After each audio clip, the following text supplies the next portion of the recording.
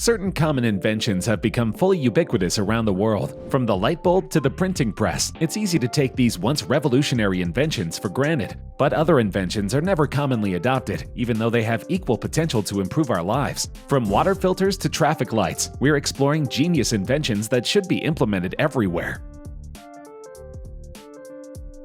A new invisible bicycle helmet that uses technology similar to a vehicle airbag was developed in Sweden in 2013. The Hovding device, worn around the neck, is designed to shoot a protective inflatable nylon hood around the user's head within 1/10 of a second of impact. Designers Therese Alston and Anna Haupt said that they were tired of the traditional hard plastic designs that were unfashionable and ruined their hair. The two women spent years studying the difference between normal cycling patterns and how the body reacts during an accident. Based on the data, they developed an algorithm that can distinguish normal cycling behavior from an accident. Based on this algorithm, the helmet senses when to deploy a safety airbag.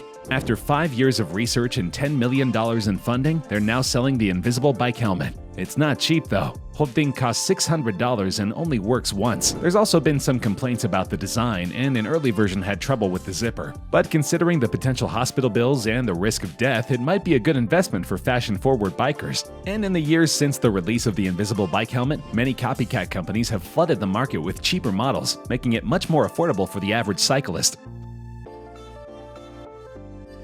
This invention might not seem as hard-hitting as some of the other life-saving inventions on this list, but that doesn't make it less useful. Many countries in Europe have adopted traffic systems that implement a waiting meter at each stoplight. That means that drivers know exactly how long to wait until the light turns green. Conversely, they know exactly how long it will be until a light turns red as well, meaning they won't be tempted to run a red light. This has been statistically proven to curb road rage and improve traffic safety. Additionally, the light includes timers for pedestrians at crosswalks. This means that pedestrians are never rushed when a light suddenly turns red and avoid unfortunate traffic accidents as a result. What's more, traffic lights in Eastern European countries like Ukraine and Latvia have implemented traffic lights that turn fluorescent all the way from the bulb to the pole and the support on the ground. That makes the light much more visible to motorists who can't necessarily see the light itself. As with the rest of these developments, this invention makes the road much safer for drivers and pedestrians alike, prompting the question, why haven't wealthy nations adopted these technologies as well?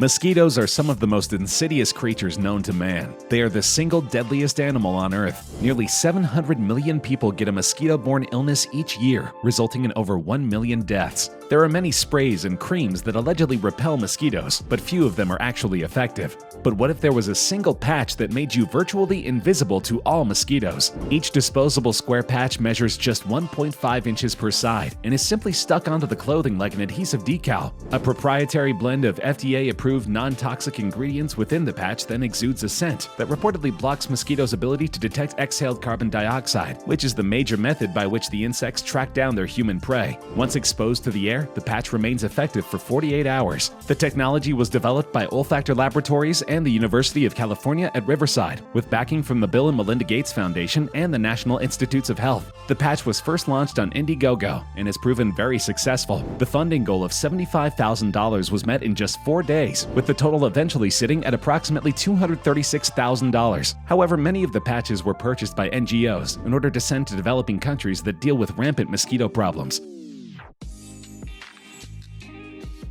Though this vehicle has a disgusting premise, you shouldn't discount it immediately. As of 2014, a bus in the UK has been running entirely on human waste. This biobus runs on biomethane gas, which is produced from the treatment of human sewage and food that is unsuitable for human consumption. It has a combustion engine that is similar to diesel engines in normal buses, but the gas is stored in dome-like tanks on the roof. Built by biogas plant Genico, a subsidiary of the local water department, the bus can run for about 186 miles on a single tank of fuel, which is derived from the annual sewage and food waste of 5 people. In the UK, human waste is already used to heat thousands of homes. Experts estimate that biomethane produced from sewage could replace around 10% of the UK's domestic gas needs if the nation's waste is used at full capacity. Of course, many people are revolted at the thought of riding on a bus fueled by human waste, but the passengers have confirmed that their rides are free from revolting scents and unpleasant experiences. In fact, after processing, the methane is equivalent to any other conventional source of fuel.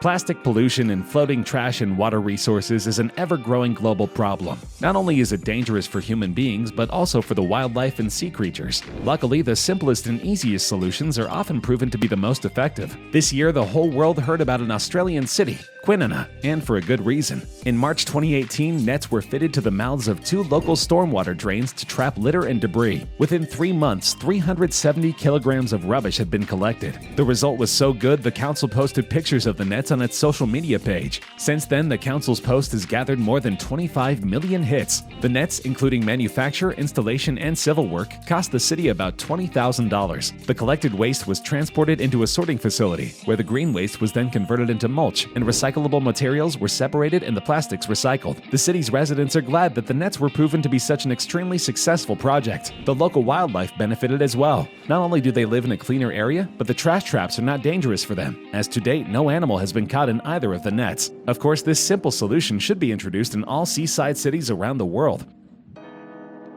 It might seem too good to be true, but a Swiss design company has developed a straw that can effectively filter any water and make it potable. The filters, made up of a halogenated resin, kill nearly 100% of bacteria and nearly 99% of viruses that pass through the patented Life Straw. For the millions of people on Earth who do not have access to clean drinking water, this invention could have huge humanitarian applications. Life Straws were distributed in the 2010 Haiti earthquake, 2010 Pakistan floods, 2011 Thailand floods, and 2016 Ecuador earthquake, among other crises and initiatives. In the Mutomu district in Kenya, which has suffered from long-term drought, the Kenya Red Cross supplied filters to 3,750 school children and 6,750 households. Although Life Straw is available for retail sale in the developed world, the majority of Life Straws are distributed as part of public health campaigns or in response to complex emergencies by NGOs and organizations that give them away for free in the developing world. Whether they are used for charitable purposes or utilized on your next family hike, this invention has revolutionized the world of clean drinking water.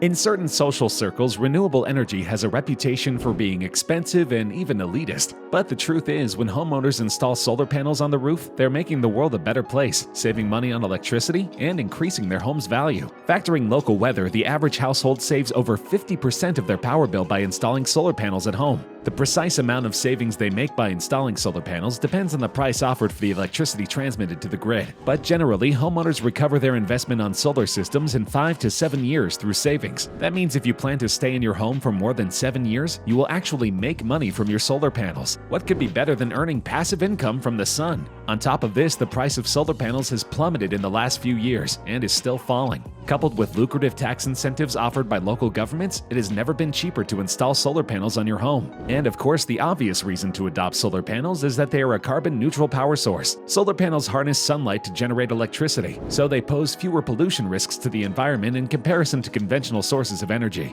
Unlike a generator, they run without producing any noise and emit fewer emissions of harmful gases. Furthermore, it is a good source of energy that combats climate change.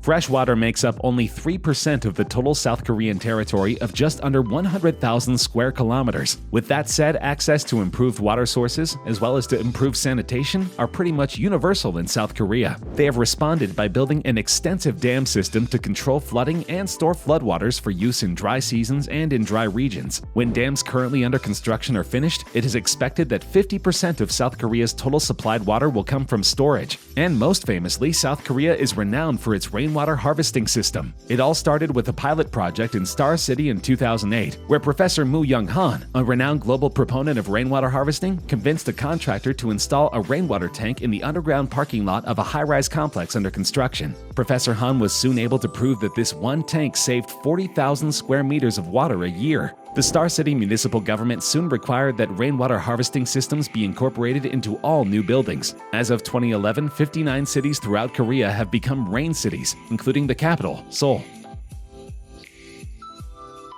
Phone batteries are bulky, ineffective, and terrible for the environment when you dispose of them. Enter the Mini Power, a tiny disposable phone battery that can easily fit in your pocket. This award-winning concept is more than just a battery. It's an entirely new take on the notion of portable power. Disposable smartphone batteries have existed for quite some time and can be found in convenience stores across East Asia, but their lithium cores and plastic casings are hardly eco-friendly. The mini power capsule is a tiny cardboard biodegradable device that is pre-charged up with a 2-hour, 4-hour, or 6-hour super boost. When your mobile smartphone dies, you simply charge it by plugging in the mini power into your charging socket at the bottom of your phone. The best thing about the mini power is that it's made from a biodegradable design. Its designers created it in this way so the mini power can be made available in convenience stores and supermarkets, just as easily as one might buy a top-up card or an iTunes gift card or similar thing. Hopefully, biodegradable batteries are a thing of the future. We know that Japan is one of the countries at the forefront of innovations in various fields, such as technology, electronics, and engineering. And one of their recent feats of engineering is a sophisticated floodwater channeling system. 50 meters beneath the teeming megacity of Tokyo is an underworld river system, 6.4 kilometers of tunnels, colossal water tanks, massive pillars, giant pumps that remove 200 tons of floodwater every second. It's an engineering marvel, built to protect Tokyo against the increasing threat of flooding. Work on the project started in 1992 and was completed by early 2006. Ryukyukan, for Underground Exploration Museum of the Metropolitan Area Outer Underground Discharge Channel, is also a tourist attraction and can be visited for 3,000 yen. The unbelievable underground cathedral doubles as a popular tourist attraction and a safety mechanism keeping the megacity secure for centuries to come.